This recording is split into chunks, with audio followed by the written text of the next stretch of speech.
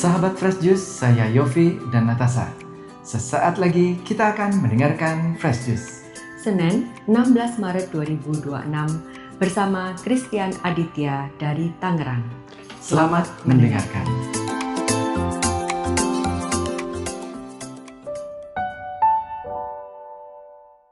Halo para sahabat Tuhan Yesus, berjumpa lagi dengan saya Christian Aditya, seorang legioner dan umat Katolik dari Paroki Tangerang, Gereja Hati Santa Perawan Maria Tak Bernoda. Allah Bapa memberkati kita semua dengan iman akan Yesus Kristus, juga mencurahkan damai sejahtera, sukacita, kesehatan, dan kesejahteraan dalam hidup kita. Pada hari ini, saya bersyukur karena saya dipercaya kembali untuk membawakan renungan audio Daily Fresh Juice, dan sumber inspirasi renungan hari ini adalah dari bacaan Injil hari ini, yaitu Injil Yohanes bab 4 ayat 43 sampai dengan 54. Inilah Injil suci Yesus Kristus menurut Yohanes. Dimuliakanlah Tuhan. Sekali peristiwa, Yesus berangkat dari Samaria dan pergi ke Galilea, sebab ia sendiri telah bersaksi bahwa seorang nabi tidak dihormati di negerinya sendiri. Setelah Yesus tiba di Galilea, orang-orang Galilea pun menyambut dia, karena mereka telah melihat segala sesuatu yang dikerjakan Yesus di Yerusalem pada pesta itu, sebab mereka sendiri pun turut ke pesta itu. Maka Yesus kembali lagi ke Kana di Galilea, di mana ia membuat air menjadi anggur. Dan di Kapernaum ada seorang pegawai istana yang anaknya sedang sakit. Ketika pegawai itu mendengar bahwa Yesus telah datang dari Yudea ke Galilea, pergilah ia kepadanya, lalu meminta supaya Yesus datang dan menyembuhkan anaknya, sebab anaknya itu hampir mati.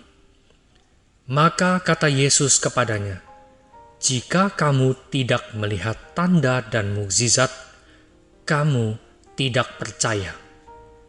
Pegawai istana itu berkata kepadanya, "Tuhan, datanglah sebelum anakku mati." Kata Yesus kepadanya, "Pergilah, anakmu hidup." Orang itu percaya akan perkataan yang dikatakan Yesus kepadanya, lalu pergi. Ketika ia masih di tengah jalan, hamba-hambanya telah datang kepadanya dengan kabar bahwa anaknya hidup. Ia bertanya kepada mereka, "Pukul berapa anak itu mulai sembuh?" Jawab mereka, "Kemarin siang, pukul 1 demamnya hilang."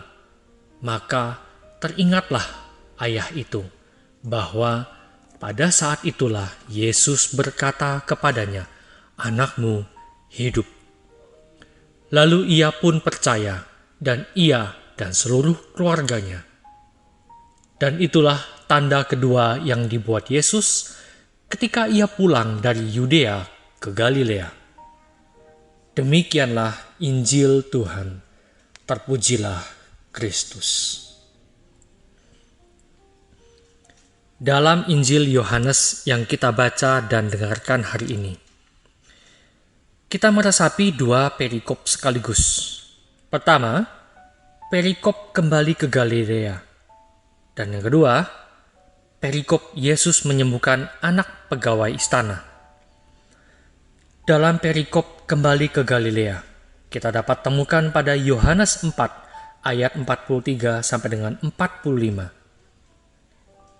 Ada satu kutipan ayat yang bertuliskan, "Maka setelah ia tiba di Galilea, orang-orang Galilea pun menyambut dia karena mereka telah melihat segala sesuatu yang dikerjakannya di Yerusalem pada pesta itu. Sebab mereka sendiri pun turut ke pesta itu." Yohanes 4 ayat 45. Di sini ada kalimat yang saya highlight. Orang-orang Galilea pun menyambut dia karena telah melihat segala sesuatu yang dikerjakannya di Yerusalem. menyambut dia karena telah melihat segala sesuatu yang dikerjakannya di Yerusalem. Yesus kembali ke Galilea, di mana sebelumnya Yesus ditolak di Nazaret. Kita dapat membaca pada salah satu kutipan Injil. Saya mengambilnya dari Injil Lukas bab 4 ayat 16 sampai dengan 30. Jika di Nazaret Yesus ditolak karena masyarakat tahu background Tuhan Yesus dan keluarganya, sedangkan di Galilea Tuhan Yesus diterima setelah orang-orang Galilea melihat mukjizatnya. Sedikit coba kita refleksi diri, guys. Apakah kita sama seperti orang-orang Galilea itu dewasa ini? Melihat dulu baru percaya. Bahasa lainnya, butuh tanda dulu baru percaya. Perikop berikutnya, dalam perikop Yesus menyembuhkan anak pegawai istana. Kita bisa baca di Yohanes 4 ayat yang ke-46 sampai dengan 54. Ada satu kutipan ayat juga yang mungkin juga dapat menjadi refleksi kita bersama pada masa Prapaskah ini. Kutipannya begini. Maka kata Yesus kepadanya, "Jika kamu tidak melihat tanda dan mukjizat, kamu tidak percaya." Yohanes 4 ayat yang ke-48. Hal itu dikatakan Yesus kepada si pegawai istana tersebut karena si pegawai istana itu melihat mukjizat Yesus terlebih dahulu, baru dia datang kepada Yesus untuk meminta kesembuhan bagi anaknya. Dan kali ini, untuk kedua kalinya dalam permenungan Injil hari ini, kita disuguhkan kondisi iman bersyarat untuk menerima Tuhan Yesus dalam diri kita, asalkan kita sudah melihat tanda atau mukjizat. Guys, refleksi yuk. Coba tanya ke diri kita sama-sama. Saat hidup lagi enak-enaknya, gampang gak sih buat kita untuk berkata atau bahkan menasehati orang lain yang kurang beruntung dengan ngomong, "Udah deh, bersyukur aja, percaya aja, Tuhan tuh akan menolong kita, berserah deh." Pokoknya kental nuansa rohani. Tapi coba balik kita tanya dalam hati kita, guys. Saat keadaan hidup kita lagi kelihatannya kurang beruntung, kurang mengenakan, tidak seperti apa yang kita rencanakan, apakah masih mau dan masih bisa kita percaya pada Tuhan Yesus? Kemungkinan ya bahkan buat berdoa saja rasanya tuh berat banget, ya gak sih? Boro-boro kita bisa nasihatin orang lain, atau bahkan boro-boro kita bisa terima nasihat. Guys, boleh ya aku berbagi pengalaman iman dan semoga kita sama-sama diteguhkan. Baru-baru ini ketiga anakku sakit secara bersamaan. Aku sih enak aja kalau kondisi finansial lagi kayak kemarin-kemarin lagi ada, tapi sampai sekarang aku masih jobless. Dan seolah-olah yang kuusahakan belum berbuah. Gampangnya, ya gini deh guys, gampangnya ya, kalau ada uang udah pasti ku bawa ke dokter. Dan mereka pasti sembuh gitu loh. Dan kayaknya itu enteng guys. Bener gak sih? Enteng banget loh guys. Kayak puji Tuhan anakku tuh sembuh gitu loh.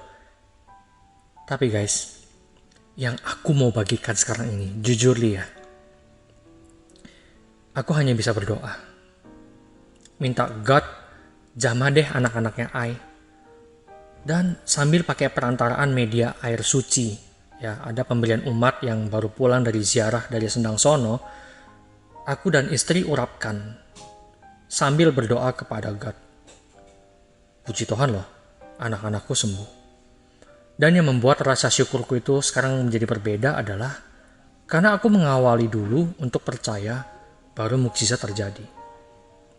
Dan ya guys, yang mau Ai bagikan kepada kalian adalah dalam kondisi yang kurang beruntung gini, aku boleh loh ngalamin perjumpaan pribadi sama God. Seriously, beda banget pas Ai dulu punya uang, terus dengan entengnya mengatakan, puji Tuhan, anakku sembuh. Oh Tuhan, terima kasih. Padahal mungkin secara nggak langsung nih guys, aku tuh kayak, itu kayak berserah banget gak sih sama uang gitu ya. Terus maksudnya kayak, iya pokoknya udah deh, gak perlu berdoa, gak perlu gini gitu. Ai ngerasa dulu mungkin Ai kayak gitu. Dan sekarang, saat Ai gak punya apa-apa secara finansial dan Ai serahkan semuanya pada God, believe me guys, Tuhan Yesus tangannya memampukan di saat aku gak berdaya. Setahun belakangan ini aku mendapatkan kesempatan dimurnikan dan bertumbuh dalam iman yang lebih dalam sama Tuhan Yesus guys. Di tahun ini 2 kali aku dikasih kesempatan isi renungan sama Ko Yofi. Dan entah kenapa di 2 kali kesempatan ini aku mendapat bacaan seputar orang yang dalam kisah Injil nih guys, tiba-tiba kayak minta nih sama Tuhan gitu ya, mukjizat, dikabulin gitu loh. Aku tuh sempet loh kayak berpikir, aduh kalau aja ya jawaban Ai itu udah dijawab sama God ya. Kayaknya nih Ai bikin renungan tuh enteng-enteng aja, kesaksian Ai tuh bakal culture banget gak sih? Gitu loh. Tapi semakin kesini Ai sadar kalau bukan itu yang God mau dari Ai, bukan. Aku tuh makin yakin kalau Tuhan Yesus mau aku sadari kalau dia tuh gak pernah tinggalkan aku di dalam keadaan apapun guys. Saat lagi seolah-olah jawaban atas doa dan usahaku tuh belum terwujud, God tuh kayak mau nunjukin, Chris, aku ada loh nolong kamu di setiap jengkal hidupmu, di setiap jengkal. Kecil banget guys. Dan pas aku sadari, aku merenung, aku sadari, bener loh,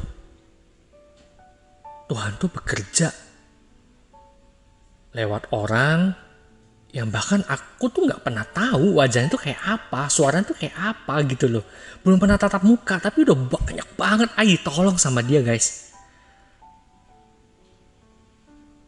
Tuhan juga pasti dengerin deh doa-doa orang tuaku, baik orang tua kandung maupun orang tua perkawinan aku, ya Om Sadi dan Tante Erna.